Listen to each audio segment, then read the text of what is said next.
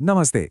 चलिए आज दिमाग के एक ऐसे मजेदार धोखे के बारे में जानते हैं जिसमें हम सब कभी ना कभी तो जरूर फंसे हैं, खासकर जब कोई गेम खेल रहे हों। ये एक ऐसा दिमागी खेल है जिसे समझना ना बड़ा ही मजेदार है। अच्छा, एक बात बताइए, कभी लूडो खेलते हुए ऐसा लगा है कि यार मेरा छक्का तो आ ही नहीं रहा, कितनी देर हो गई, अब तो पक्का आएगा। बिल्कुल, ये वाली फीलिंग तो हम सबको आती है ना? चलिए इसे एक और उदाहरण से समझते हैं। मान लीजिए हमने एक सिक्का उछाला। पहली बार हेड्स, ठीक है। दूसरी बार उछाला, अरे फिर से हेड्स, चलो कोई नहीं। तीसरी बार कमाल है, फिर से हेड्स।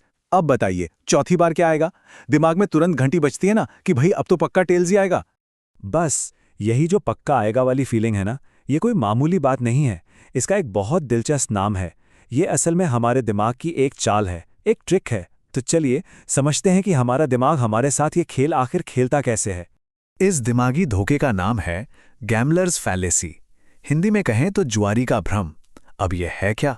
यह बस एक गलत विश्वास है कि अगर कोई चीज लगातार हो रही है तो अब उसके होने की उम्मीद कम है, और अगर कोई चीज बहुत देर से नहीं हुई है तो बस अब तो वो होकर ही रहेगी। और यहीं पर आती है सबसे मजेदार और सबसे जरूरी बात। इसे गांठ बांध लीजिए। सिक्के की कोई याददाश्त नहीं होती। जी हाँ, बिल्कुल नहीं। उसे जरा भी याद नहीं रहता कि पिछली बार हेड्स आया था या टेल्स। वो तो बेचारा बस हवा में उछलता है और नीचे आ जाता है। तो असलियत क्या है? असलियत ये है कि हर टॉस अपने आप में एक नया खेल है, बिल्कुल फ्रेश स्टार्ट। हर एक बार हेड्स आने का चांस 50% होता है और टेल्स आने का भी 50%। चाहे पिछली 10 बार हेड्स आया हो या 100 बार, अगली बार के चांस पर इसका कोई असर नहीं पड़ता, जीरो असर। ठीक है, सिक्के वाली बात तो समझ में आ गई। चलिए अब वापस चलते हैं अपने उस गेम पर जो हम सबने खेला है, और देखते हैं कि ये दिमागी धोखा वहां कैसे काम करता है। याद आया वो लूडो वाला मोमेंट, जब गोटी बस घर में जाने वाली है या किसी को काटना है और चाहिए सिर्फ एक छक्का, और वो आ ही नहीं रहा। तब मन में क्या आता है? अरे यार 10 बार हो गया, 6 नहीं आया, अब तो पक्का 6 ही आएगा। बस पकड़ लिया। यही तो है गैम्बलर्स फैलेसी। इसको और अच्छे से समझने के लिए ये देखिए। एक पासे पर 6 नंबर होते हैं, तो किसी भी एक नंबर के आने का चांस कितना हुआ? 1/6 यानी 1/6। और ये चांस हर बार जब भी पासा फेंकते हैं तो बिल्कुल सेम रहता है। पासे को भी याद नहीं रहता कि पिछली बार क्या आया था। अब सवाल ये उठता है कि जब मैथ इतना सिंपल है तो फिर हमारा दिमाग ये गड़बड़ करता क्यों है? हम धोखा खाते क्यों हैं? और मजे की बात तो ये है कि ये हमारे दिमाग की कोई गड़बड़ी नहीं है, बल्कि ये तो उसकी एक खासियत है। देखिए, हमारा जो दिमाग है ना, वो असल में एक पैटर्न खोजने वाली सुपर मशीन है।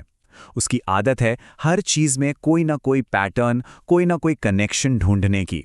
और वो ये काम वहां भी करने लगता है जहां कोई पैटर्न होता ही नहीं, मतलब एकदम रैंडम चीजों में भी। तो ये एक तरह से दिमाग और असलियत के बीच की लड़ाई है।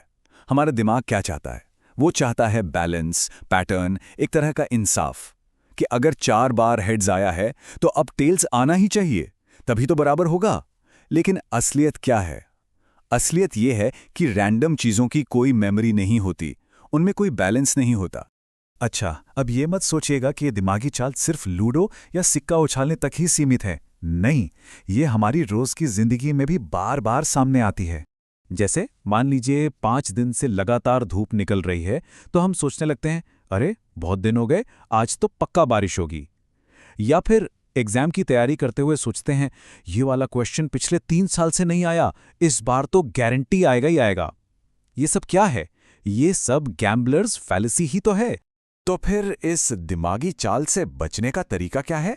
कैसे हम अपने दिमाग को ये धोखा खाने से रोक सकते हैं? इसका एक बहुत ही सिंपल और पावरफुल तरीका है। बस एक कॉन्सेप्ट को समझना है, और वो कॉन्सेप्ट है इंडिपेंडेंट इवेंट्स। हिंदी में कहें तो स्वतंत्र घटनाएं। इसका सीधा सा मतलब है कि एक इवेंट का रिजल्ट दूसरे इवेंट के रिजल्ट पर जरा भी असर नहीं डालता। वो दोनों एक दूसरे से पूरी तरह आजाद हैं।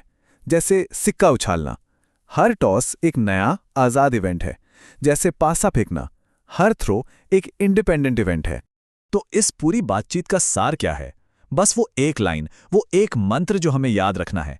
सिक्के की कोई याददाश्त नहीं होती, और हां, पासे की भी नहीं होती। चलिए अब खत्म करने से पहले एक मजेदार सवाल सोचकर जवाब दीजिएगा।